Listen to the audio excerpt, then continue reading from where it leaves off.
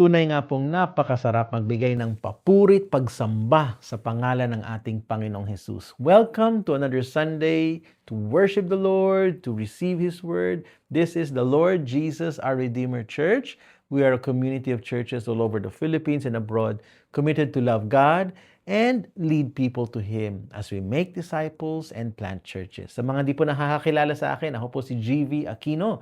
I'm one of the pastors serving here in Eljor, UAE. Yes, nakabalik na po ako dito sa Abu Dhabi. I know I've fellowship with many of you na taga dyan po sa Pilipinas. Praise the Lord sa opportunity, sa privilege na binigay po sa akin ng Panginoon to come back to the Philippines kahit kalahating buwan lang, no? At makasalamuha kayo. I had the privilege to preach God's Word at Commonwealth a few Sundays ago. I also ministered sa kanilang couples fellowship, and praise God, naka-join po kami sa National Convention ng Eljor Church for the 2026 Biennial National Convention na ginanap sa Bukidnon, sa Dahilayan Forest Park, Bukidnon, at marami po sa inyo ang nakasama doon. So, I miss you all, brothers and sisters. It was a great fellowship, and it's such a privilege again to join you today kasi bago po ang ating series at i-open ulit natin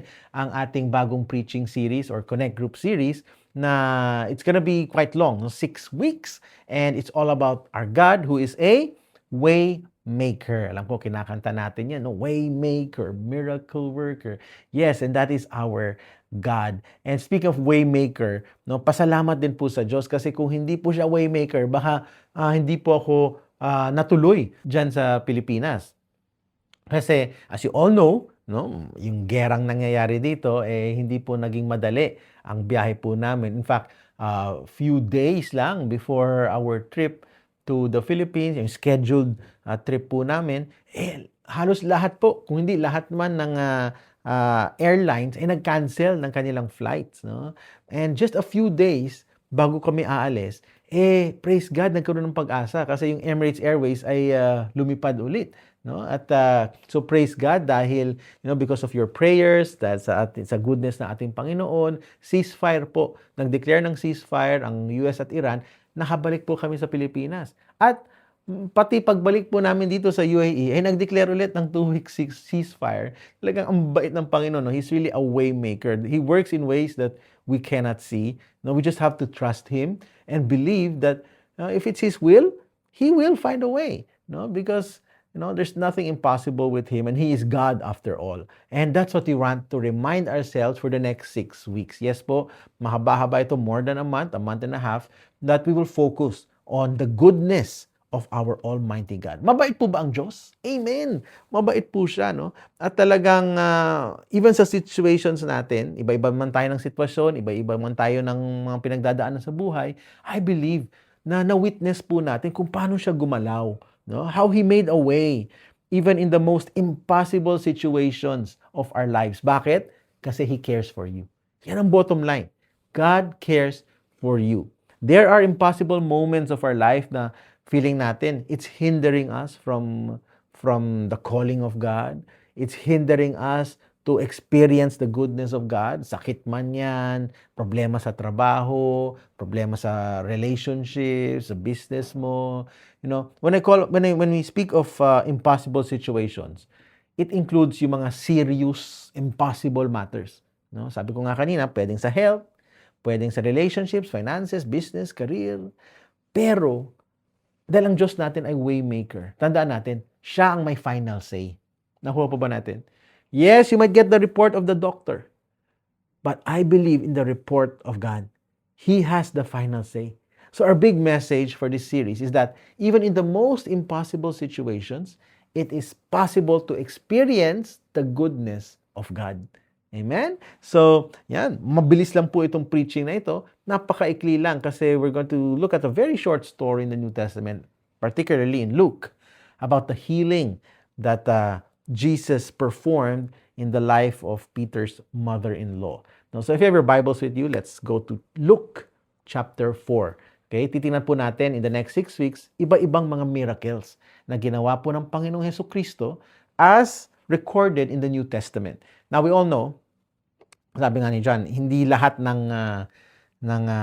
miracles ay nai-record po dito. Pero iilan lang kasi sa dami ng ginawa ng Panginoong miracles, no? But we are gonna look at 6 of them and try to figure out what it means to us. And right now, we talk about Jesus as the miracle worker. Luke chapter 4, if you have your Bibles with you, verses 38 to 44 lamang po. Again, Luke chapter 4, yan po sa New Testament, syempre. Luke 4, 38 to 44. And he arose and left the synagogue and entered Simon's house. Now Simon's mother-in-law was ill with a high fever, and they appealed to him on her behalf. And he stood over her and rebuked the fever, and it left her. And immediately she rose and began to serve them. Now when the sun was setting, all those who had any who were sick with various diseases brought them to him. And he laid his hands on every one of them and healed them. And demons also came out of many, crying, "You are the Son of God." But he rebuked them and would not allow them to speak, because they knew that he was the Christ. And when it was day, he departed and went into a desolate place. And the people sought him and came to him, and would have kept him from leaving them. But he said to them, "I must preach the good news of the kingdom of God to the other towns as well, for I was sent for this purpose." And he was preaching in the synagogues of Judea. And may God bless the reading of His holy word. Samahan niyo po ako sa isang panalangin. Panginoon, maraming salamat because your word is true. You are the same miracle-working God yesterday, as we read in your word. You're the same miracle-working God today. And you will still make miracles tomorrow and in the future, in the days to come, because you never change. And Lord God, we trust that you never change because you are our eternal God who is so loving, whose love knows no end. Lord, we pray that you open our hearts and minds today as we study your word. Lord, use me to effectively preach your word nang sa ganon, matanggap po namin yung gusto niyo pong malaman namin. Kung meron mang kailangan mabago sa buhay namin, ay mabago po ito, ang aming pag-iisip, ang aming pamumuhay. Lord, I pray that your words, Lord, will truly come alive to each and every one of us. That it will be personal in such a way that the Holy Spirit will preach individually to each one of us. Use me only as your instrument, O God. Lord, we welcome your presence in this place. Be our real preacher. And Lord God, we thank you because we believe that you're going to do a miracle in our lives. Remove any distractions from us. Help us to focus on you alone. In Jesus' mighty name we pray. Amen and amen. Praise the Lord. So we are looking at the Gospel of Luke. Okay, so we've read Luke chapter 4, but just to give you a background, ano ba nangyari nung previous chapters? Luke chapter 1 hanggang 3, tungkol sa early years ni Jesus Christ. Actually, it all points to a miracle. Why? Kasi yung pregnancy mismo ni Mama Mary, ni Blessed Virgin Mary, is a miracle in itself. It was a virgin birth, no? Mababasa din natin yung pregnancy ng kanyang pinsan na hindi lang matanda, kundi barren, no? Si Elizabeth, who gave birth to the cousin of Jesus, si John the Baptist. So, doon pa lang, no, mga imposibleng pangyayari ay nangyari because He's a miracle-working God. And in Matthew 3, Jesus went to John the Baptist. And remember, John initially said, "I should be the one to be baptized by you." Sabi niya, bakit ako yung hindi ako karapat-dapat na mag-baptize sa iyo? Pero sabi ni Jesus, hindi. You have to baptize me. Kailangan ma-fulfill yung righteousness. And afterwards, makikita natin dito naman sa Luke 3, okay, verse 22, wherein the Holy Spirit came upon Jesus in the form of a dove, and the voice of the Father was heard na sabi sa kanya, "This is my Son, whom I love. With him I am well pleased." No? That's chapter 3. Then in chapter 4 naman po, sa early verses or first few verses ng chapter 4, alam po natin, the Holy Spirit led Jesus to the wilderness. At ano nangyari doon? Tinempt po siya ni Satanas. Pero, nakasulat naman doon at alam natin ang nangyari. Siyempre si Jesus ay naging victorious over the devil. No? Because he went out in the power of the Holy Spirit. Kasi filled po siya ng Holy Spirit. No? Yan ang kagandahan, as we look at the life of Jesus. No? Maski siya ay Diyos. Kasi baka tanungin nyo, iba Diyos siya? Bakit niya kailangan ma-fill ng Holy Spirit? No?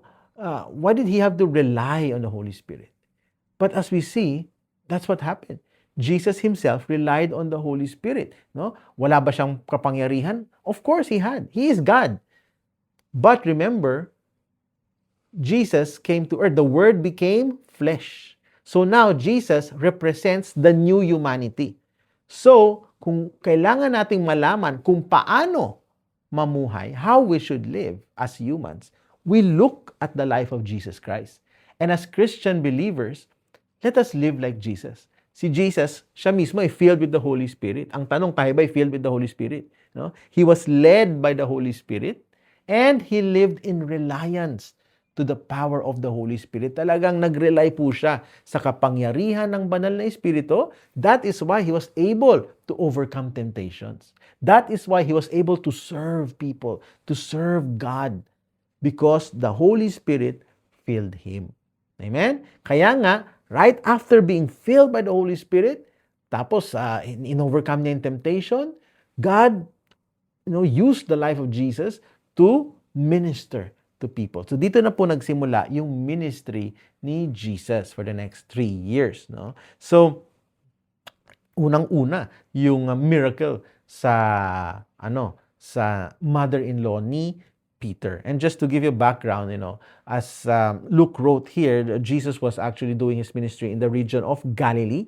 So in the first part of his ministry, he would minister dito sa Capernaum, sa Nazareth, around Galilee. No? Later on, towards his death, doon na siya bababa sa Jerusalem. So ano ginagawa niya po dito sa Galilee? Ano bang routine ng ating Panginoon? Of course, we based it through records, kung ano nakasulat sa Gospels. And you would see, he would go to the synagogue during Sabbath. No? Anong gagawin niya doon? Magdi-declare siya ng Word of God. Sometimes he would heal the sick. Minsan may mga demon-possessed. No? I-rebuke niya yun. No? So, in general, he was really serving people. He was ministering to people. No? Miracles were happening left and right. Parte yan, bahagi po yan ng ministeryo ni Jesus Christ. No? Bakit? Kasi ang mga tao, we really face yung mga sitwasyon sa buhay na talagang kailangan natin ng miracles. Amen po ba? Meron ba ditong nangangailangan ng milagro? Okay? Lahat po tayo. We all face impossible situations in life. Tama po ba? Christian ka man o hindi. Okay? Iba kasi akala nila, pag naging Christian, wala nang problema. Hindi po. Lahat po tayo because of the brokenness of sin. Because of sin. No? That came into this world. So now we live in a broken world. No? That's why there are many problems, situations, impossible situations sa buhay, Christian man o hindi. Pero ang gusto nating masagot ngayong umagang ito, how should we respond when faced with the impossible? Okay, paano dapat yung response natin kung kaharap na natin yung mga imposibleng bagay sa buhay? 2 points lang po tayo. Yes, this is gonna be a short message, okay? Dahil short lang yung binasa nating passage. 2 points lang. How we should respond when faced with the impossible. Balikan natin verse 38. So, Jesus arose and he left the synagogue. At saan siya pumunta? He entered Simon's house. Sino po itong si Simon? Ito po ay si Pedro. Now, Simon's mother-in-law was ill. May sakit yung biyanan ni Pedro with a high fever, and they appealed to him on her behalf. So, unang-una sa lahat, okay, yung sa mga nagsasabing si Pedro, unang Santo Papa yan, okay? This shows that he has a wife. He couldn't have been a priest. So, Peter had a wife. Bakit natin alam? Kasi may biyanan. Okay? Kung may mother-in-law, syempre po, natural. May asawa. Alright? Now, some claim that Peter's wife was never mentioned, perhaps because by this time, ay patay na po. No? Pero speculation lang po ito. Alright? But me, personally, I believe that probably she's still alive. Kasi referencing sa 1 Corinthians chapter 9, nung sabi po ni Paul, di ba? Do we not have the right to take along a believing wife as do the other apostles and the brothers of the Lord and Cephas? Okay, Cephas po, yan po yung Aramaic name ni Peter. Alright? Siguro nagtataka kayo, ang dami palang pangalan ni Peter. Kasi nga po, hindi lang Aramaic, okay, merong Greek, okay? So, Cephas refers to Peter. Pero ang point po natin dito ay may sakit po ang biyanan, mother-in-law ni Peter. Alright? So, maybe some of us will say, high fever lang naman yan eh. Di ba? But during that time, remember, okay, ibang-iba po noon. Okay? Hindi katulad ngayon na maraming Watsons, Mercury Drug, o kung ano-ano, mga drugstores, easily accessible. You can get it even from groceries. But during that time, it was so hard to access mga medicines na ito. So, siguro imagine niyo parang COVID, hindi pa nila alam masyado yung mga lagnat na yan. So, what did they do? They appealed to Him. Okay? When you say appeal, this speaks of intercession. So, ito po yung ginawa ng mga tao. They interceded. That's what interceding is. Interceding is standing in the gap. No? Pag tayo, we intercede for, let's say, our nation or yung mga kakilala natin, nilalapit natin sa Panginoon. No? We stand in between them. We appeal to the Lord on their behalf. Yan po yung pag-i-intercede. Alright? So, they interceded to Jesus na, Lord, please heal yung mother-in-law ni Simon or ni Peter. At ano ginawa ng Lord? He stood over her and rebuked the fever and it left her. Ganun po makapangyarihan ng ating Panginoon. Okay? May imposible bang pangyayari sa buhay mo? Mga imposibleng sitwasyon sa buhay mo, mas makapangyarihan ng ating Panginoon. Believe that Jesus is the great healer. No? So, this reminds us of our great opportunity to intercede for our loved ones. No?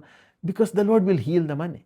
So, us na nakakakilala sa Panginoon, we have that chance, that opportunity na maipakilala ang Panginoon by interceding for them, for praying for our neighbors, praying for our friends who need healing. Bakit? Kasi will din ng Lord na mailagay sa ayos ang ating well-being. Do you believe that? Now, of course, not all healings will bring you eternal life, na hindi ka na magkakasakit, hindi ka na mamamatay. But yes, it's God's will that we be healed from sicknesses. It's a foretaste of our eternal life. So God will bring healing, yes. So believe that. No, when we pray for others, believe that God will heal that person. Not because mabait yung tao na yun o deserve niyang mapagaling, no? But we pray for them. Why? Because God is good. As simple as that. Because God is good, He is powerful, He has compassion, He loves them, He wants them to be healed. No? Let's continue. Verse 40. Now when the sun was setting, all those who had any who were sick with various diseases brought them to Him. Ngayon, lahat na nung nakita siguro nila na napagaling yung mother-in-law ni Peter, okay, lahat na may sakit, dali natin sa Panginoon. No? And ano ginawa ni Jesus? He laid His hands on every one of them. And He healed them. At ano pang nangyari? And demons also came out of many, crying, "You are the Son of God." But He rebuked them and would not allow them to speak because they knew that He was the Christ. If you notice po, no, why did they wait for sun to set? Because during this time, sa kanilang kultura po, no, it signaled the end of Sabbath. No? And during Sabbath kasi, you could not work. Right? So, pati yung healing, no, they had to wait for the sun to set. Ibig sabihin, okay na yung Sabbath, now we can do the ministry. No? And also, we noticed that Jesus laid His hands on every one of them. No? He was personal to them. No? And in verse 41, magtataka siguro kayo, bakit ni-rebuke yung mga demon-possessed na ito who were declaring that you are the Son of God? Why? Because I just want to take this time to explain this. That Jesus will not take the testimony of demons. Si Jesus po, siya ay Diyos. Okay? At He allows us to experience His healing, the miracles, so that we can testify of His goodness and His glory. Hindi niya po kailangan ng tulong ng mga demonyo na yan. Okay? He doesn't need them so that other people will know Christ. Kasi yung pribilehiyo na yun na mag-testify ay ibinigay sa iyo at sa akin. Sa atin lamang to declare the gospel of the Lord. So, Jesus, talagang gusto niya ibigay sa mga tao yung pribilehiyo na yun. Kaya na ni-rebuke yung mga demonyong ito. Right? And again, I just want to go back here. No? When we say He laid His hands on every one of them, nung nabasa ko to, sabi ko, pati kaya hindi na lang sinabi ni Lord, all of you be healed. Para sa Miracle Crusade. O lahat ng may sakit dito, lapit. Okay, lahat kayo healed. Go. Okay? But He took the time to touch each and every one. Bakit? Because Jesus is very personal to us. No? Believe that, kapatid. You matter to Him. Hindi ka lang isang pangalan dyan sa prayer request. Okay? You are someone who is valuable to God. You are someone na talagang God cares for you.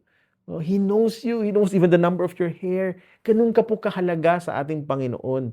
That's why Jesus laid His hands on them. No? You know, si Jesus, palagay ko, nakakapagod yung ginagawa niya. No? Yes, He is God. But remember, He was God in human form. No? So, He served the needs of others. He put the needs of others above His own. Sa palagay nyo, napagod ba si Jesus? Yes. Naka-experience po kaya siya ng gutom? Of course. He was in human form. But still, hindi ito naging hadlang sa kanyang pagsilbi sa tao. Jesus laid hands on people. Jesus continued to rebuke the demons out of demon-possessed people. So sana tayo rin po, no? May we also be like Jesus. We lay hands on people and rebuke the demons. Okay? Hindi po baliktad. Yung iba kasi, they rebuke people and hold hands with the devil. Alright? Okay? Malinaw po, okay? Sundin natin yung kay Jesus. Laid hands on people. Okay? Be compassionate to people. Care for them. Serve them. But rebuke the devil. Okay? So, question. How do we respond? Yung kaninang tanong natin, no? How do we respond when faced with the impossible? Two things. Number one, trust in Christ. Magtiwala tayo kay Kristo. Okay? Let's run to Jesus and trust that He is full of compassion, that He cares enough to do a miracle in your life. Bakit tayo lalapit sa Kanya kung hindi tayo nagtitiwala na minamahal tayo ng Diyos? No? When you come to Him, kailangan buo ang ating paniniwala. Buo ang ating pagtiwala na may compassion si Jesus. That He cares. No? That He knows what you're going through. Na gusto niya na pagalingin ka. Na gusto niya na pagalingin ka. Not just physical. I'm talking about everything. Even emotional. May bitterness ka ba sa ibang tao? Believe that our miracle-working God can take away that bitterness from you. Na matagal mo ng, you're suffering, no, for a very long time already. Jesus will change you. Jesus will fix your life. Hindi ka ba makapagpatawad? Jesus will give you the grace to forgive. On your own, ang hirap, kaya lalapit tayo kay Jesus. Let's run to Him and say, Lord, I need a miracle in my life. Help me to forgive. And believe. It's a will ng Lord yan for you to forgive. So He will give you the grace to forgive. No? Hindi ka ba makabangon dyan sa tampo na yan, sa galit na yan? Jesus will heal you. He will strengthen you by the power of the Holy Spirit, even to fight temptations. Kasi baka may bondages ka ngayon. Come before the Lord. Miracle din ang kailangan natin mula sa Panginoon to break away from all the bondages of the enemy, the bondages of sin sa buhay po natin. Mangyayari po yan. Believe that Jesus cares for you. He wants to set you free. Hindi siya yung nakaabang lang dyan. Tingnan natin kung kailan to magbabago. Hindi po. He wants to help you. He wants to set you free. He wants to heal you. Physically, emotionally, spiritually. So come before the Lord. Trust in Jesus Christ na kagustuhan niya ito because He's full of compassion. And please, brothers and sisters, don't allow insecurities to hinder you from going to Him. Kasi marami po sa atin, inaantay pa na maging karapat-dapat, pure and holy, before siya mag-approach sa Diyos. Okay? Siguro kailangan ko munang tapusin from cover to cover ang buong Biblia. Saka ako pakikinggan ng Diyos. Hindi po. O iba dyan, inaakala nila, they have to be in a church position. Kailangan elder ako para pakinggan ng Diyos. Kaya iba dyan, nagpapapray. No, pag-pray mo naman ako, kasi palagay ko mas makikinig ang Diyos sa iyo kasi elder ka, kasi connect group leader ka, kasi pastor ka. Hindi po. Okay? Hindi nire-require ng Lord, ilan ang disciples mo bago kita pagalingin. Hindi po ganun. No? We are all undeserving, really. But, alam mo yung Diyos po natin, sabi nga sa Romans 5:8, di ba? God shows His love for us in that while we were still sinners, Christ died for us. Hindi pa po tayo karapat-dapat, may ginawa na ang Diyos para sa atin. So, we can trust in Jesus, our compassionate miracle worker. Yes, pwede po tayo magtiwala sa Kanya kasi hindi lang siya miracle worker, compassionate miracle worker pa. Kaya naman, we can approach Jesus with confidence in His love for us. Confidence. Tapang ng loob, di ba? Yung confident ka, ibig sabihin, sure na sure ka. Hindi dahil sa ang galing mo, ang bait mo. But your confidence is where? In His love. Are you confident that God loves you? Are you confident that Jesus loves you? We just came from a series. Remember our Holy Week series, Prophecies of Hope? Talagang proven time and time again. Even during the prophecies and even when Jesus fulfilled it, na talagang mahal tayo ng Diyos. So why will we doubt the love of Jesus Christ for us? No? That is why Peter at yung ibang disciples, they appealed to Jesus for healing for Peter's mother-in-law kasi kilala nila si Jesus. Alam nilang compassionate siya. Alam nilang mahal niya rin yung mother-in-law ni Peter. Right? And if you notice, no, yung mother-in-law ni Peter, hindi po pinangalanan. She was not named, which shows us that Jesus gives attention even to the ordinary people. No? Kung ma-notice na, hindi naman siya kilala sa Galilee. Okay? Yung story na to sa mother-in-law niya is very short. She might not even be an important person in society. Pero, importante siya kay Jesus. Kaya maniwala ka, kapatid. You are important to Jesus. Pakisabi nga po yan sa inyong katabi. You are important to Jesus. O sa kabila naman, Tagalog, importante ka kay Jesus. Yan. That's why, believe. Maniwala ka, kapatid. Dahil importante ka kay Jesus, makikinig si Jesus. Kasi importante ka eh. Diba? So, He will help you. So, He will change you. Amen? Alam niya na gusto mong makawala dyan sa bandage na yan, dahil mahal ka ng Panginoon, importante ka sa Kanya, He will give you the strength to flee from sin. He will give you the wisdom. No, as you read His Word, no, He'll give you the wisdom to know Him more and more, to understand yung Kanyang goodness. Bakit? Kasi, as you know Him more and more, and you know His will for you, masusundin mo na siya ngayon. At pag sinunod mo na ang Kanyang kalooban sa buhay mo, anong mangyayari? You'll bring glory back to Him. So ultimately, the very reason why Jesus is so compassionate in helping us, in ministering to us, is that so that we can give glory to Him. Kasi that's the ultimate goal. Our goal is to give glory to God. The whole earth will be filled with the glory of God. So we need, again, when faced with impossible situation, anong gagawin natin? Imbis na matakot, maratel, kung kanino-kanino pupunta, o iba, sobrang depressed na. No, trust Christ. Trust in Jesus. Kayang-kaya Kanyang pagalingin. Emotional man yan, physical, spiritual, relational, financial. Jesus is a miracle-working God. So run to Jesus Christ. At hindi natatapos doon. Pangalawa po, we need to serve Him. Serve Jesus Christ. Anong ginawa po ng mother-in-law niya? After Jesus rebuked the fever, tapos it left her, immediately, the key word is immediately, she rose and began to serve them. So right after experiencing God's miracle, ano yung response niya?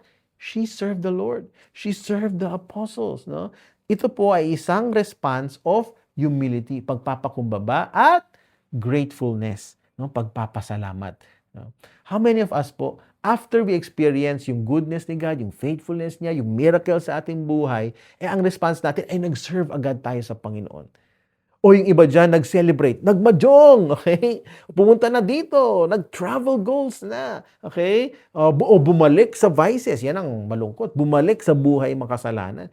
Nung may sakit, nakaratay, di ba, lagi nagpapapray. Nung nakalakad na, nung okay ng lahat, kinalimutan ng Panginoon. Naku, magpusa na tayong gano'n, no? So, yung mga taong gano'n kasi, instead of responding with humility and gratefulness, they responded with entitlement. Ano yun? Yung, ay boy, dapat lang pagalingin ako. Laki ng tithes ko eh. Okay? Nag-serve ako ng buong buhay. Dapat lang pagalingin ako ng Panginoon. No? Entitlement, no. We must realize we do not deserve any of His goodness and grace. We're all sinners bound for hell. But because He is our Father, no, we are His children. Because He loves us so much, grasya po niya na tayo'y pinagaling. Grasya niya na tayo'y binigyan ng favor.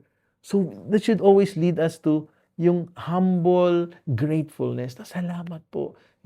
Jesus miraculously healed Peter's mother-in-law.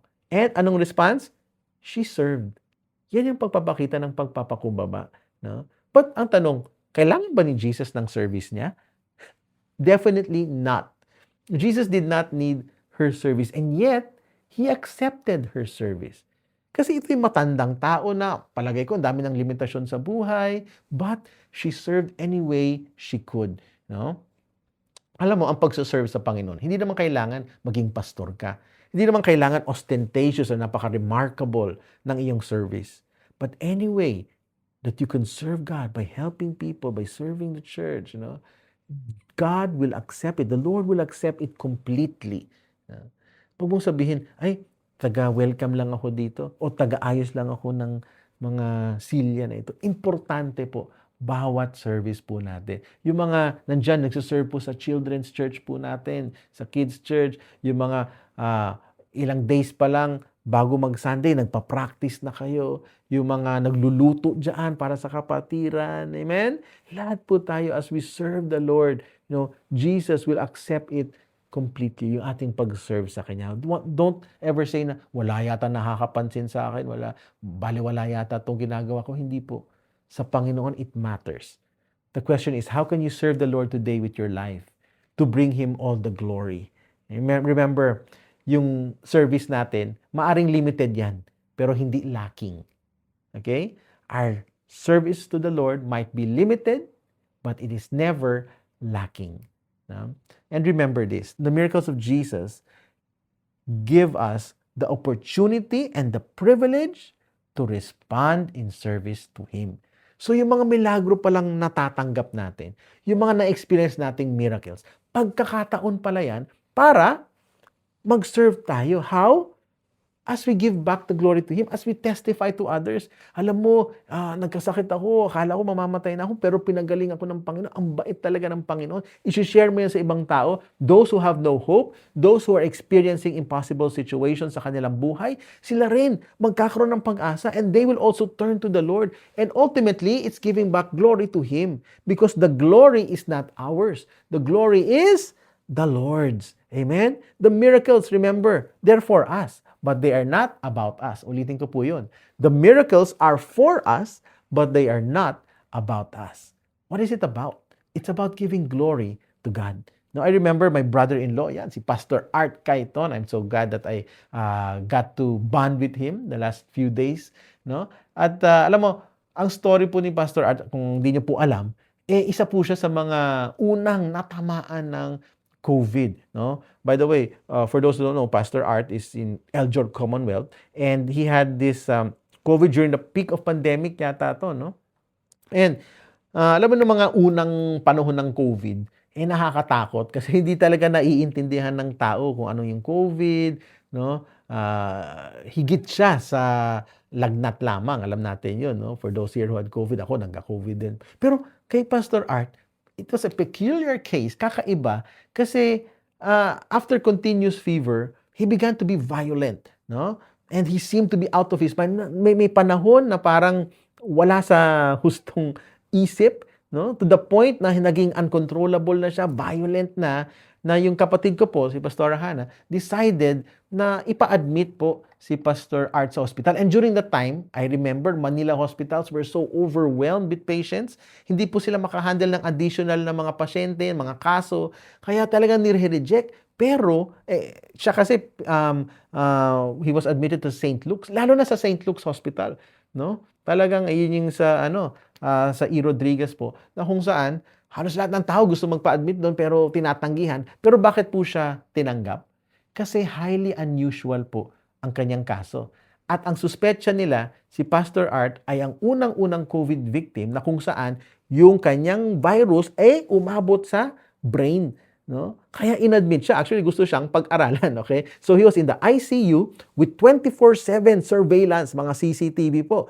At ang tanging kasama niya ay kapatid ko. My sister Hannah, Pastor Hannah was very brave na lahat ng tao umiiwas sa mga may COVID. Pero siya, syempre, asawa niya, mahal niya po, sinamahan niya. Siguro nasa isip niya, mamatay man ako dito, okay lang, kasama ko naman asawa ko. But at that time, I remember, my sister was telling me, alam mo yung catatonic, yung nakatitig lang sa taas, ganun.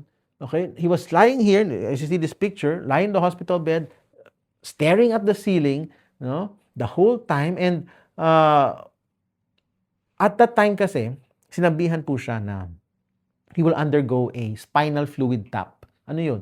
Yung may kukunin pong i-extract, may i-extract po sa likod, sa spinal, to diagnose kung siya ay may meningitis. Kasi yung kanyang simptomas ay pareha sa meningitis. Alam mo yung meningitis, no? Yung umabot na sa brain, no? At nakakamatay po ito. At ang prayer po ng sister ko, Lord, sana bago mag-spinal tap, kasi the next day gagawin, bago mag-spinal tap, maging normal ang asawa ko. Kasi kung ma-aggravate siya, yung kung ano siya, baka maging violent siya. And any wrong move is dangerous because it will instantly paralyze my brother-in-law and it will cause him to die. So, at that moment, no, my sister received this prompting from the Holy Spirit to just worship. At alam mo yung unang-unang kantang kinanta niya? Waymaker. Yes, yung series natin ngayon, Waymaker, Miracle Worker. Pero yung unang line, yung sinabi niya, You are here in our midst. That's the very first line that she sang. And nung she sang that, she felt the Holy Spirit move her into a deeper faith, knowing that the Lord is with them, present in that moment. Tapos she was singing, Bless the Lord, oh my soul. Tapos sabi niya, may mga narinig daw siyang boses na, nakakaya naman yung ginagawa mo, pataas-taas ka pa ng kamay. Uy, yung mga camera mo, nakikita ka, mahiya ka naman. But, hindi po siya nagpatinag doon. Mas lalong lumakas yung resolve niya to worship the Lord. No? Mas nilakasan pa niya ang pag-worship sa Lord. And right after she worshiped, right after she prayed, you know what happened? Miraculously, miracle happened. Pastor Art moved his eyes for the first time. Tumingin sa aking kapatid. No, for a long time, ano lang siya, blank stare lang eh. But now, he saw her and he looked at her and called her mahal. Right? He was back. And the very next day, nag-proceed na po sa spinal fluid. Praise the Lord, sinagot ng Lord ang kanyang panalangin na bumalik sa normal bago gawin yun. And praise the Lord, negative po sa meningitis, negative po sa COVID, and nung binigay sa kanyang result na negative, tinignan niya yung oras kung kailan dineclare na negative sa COVID. At nakita niya, it was the day before, the very exact time na nag-worship siya, na nag-pray sa Panginoon. Praise God, Pastor Art was completely back to normal. Dinischarge po siya sa ospital. And after learning the miracle, ito yung ginawa niya. He shared his testimony. Alam mo, some of the nurses, they spoke to my brother-in-law, they gave glory to God. May mga kamag-anak daw si Pastor Art na very close sa gospel, pero dahil sa miracle na ito, no, they received the gospel. And until today, my brother-in-law, Pastor Art, continues to glorify the Lord as he leads disciples to Jesus. No, he is now the district pastor of NCR North, and he continues to serve as pastor of Commonwealth, and he continues to make disciples and plant churches. Praise the Lord for my brother-in-law. Right? And verse 42, let's continue. When it was day, he departed and went into a desolate place. No? When it was day, you know, si Jesus Christ, he would many times sa gospel makikita po natin that he would retreat, meaning to say he would move out and he would pray. No? This is one thing I love about Jesus. He was full of the Holy Spirit and yet he would still pray every day. Ilan po ba sa atin dito ganun ka-reliant sa Holy Spirit? Do we pray every day? Yes, Pastor. Araw-araw, 3 times a day. Sana po hindi lang po sa pagkain. Okay? Hindi lang po sa traveling mercy, sa pagkain. Mabuti yan. But I'm talking about prayer na talagang dependent sa Panginoon. Yung reliant ka sa Kanya. Na alam mong pag wala siya, you cannot go through your day. Prayer is very powerful and it is important. Tapos sabi dito, the people sought Him and came to Him and would have kept Him from leaving them. No? Ayaw po siyang paalisin. Why did the people not want Jesus to leave? Kasi in love sila sa Lord? Hindi po. It was actually for selfish reasons. No? Kasi nakita nila yung milagro ni Jesus. Sabi niya, abay, kailangan natin to. No? Kung magkasakit tayo, kung mamatay, edi punta lang tayo kay Jesus, okay? Tapos pagagalingin tayo. Diba? Gusto nilang gamitin si Jesus. Remember this. Jesus is personal to us, but Jesus is not our personal genie. Right? Remember that. Personal nga po siya sa atin. Pero hindi ibig sabihin, personal assistant natin. personal ATM natin ang Panginoon, personal genie. No, we cannot control Him. We cannot dictate what we want Him to do for us. No? Ano ginawa ni Jesus? Sabi niya, I must preach the good news of the kingdom of God to the other towns as well. Hindi pwede. Hindi ako pwedeng manatili dito sa inyo kasi may gagawin ako. May purpose ako eh. Ano yung purpose niya? To preach the good news of the kingdom of God to other towns.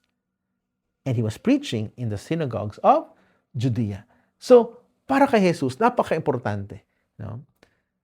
Yes, mabuti ang mga miracles na yan. But there is a greater miracle. What is that? The gospel. At malinaw yun sa Panginoon. The miracles of Jesus, it was just an attestation that He is divine. Kumbaga, prueba or testimony na siya ay talagang Diyos, na ang kanyang mensahe ay totoo, that He is really the Son of God. But the miracles are not the goal. He did not come to earth for miracles. No. The goal is Jesus Christ. The goal is to proclaim that we have been redeemed and that we can have this relationship with Him. No? Yes, maganda po yung mga miracles na yan. Pero hindi yan ang ultimate reason ng Christianity. Right? Tingnan mo, yung mga napagaling dyan, nasan sila ngayon? Namatay na rin. Bakit? Because, yes, yung miracles are a foretaste of eternal life. Darating ang panahon, no, that we'll be in the presence of the Lord, yun, wala nang kamatayan, wala nang sickness, wala nang sin. That will happen sa glorification stage. Pero habang naririto pa tayo sa lupa, we can have a foretaste, patikim ng eternal life na yon. No? If it's the Lord's will, He will heal you. No? He will heal you of your sickness and disease, and we can come to Him believing that He will do it. Pero ang goal is that so that we can share the gospel, advance His kingdom to others.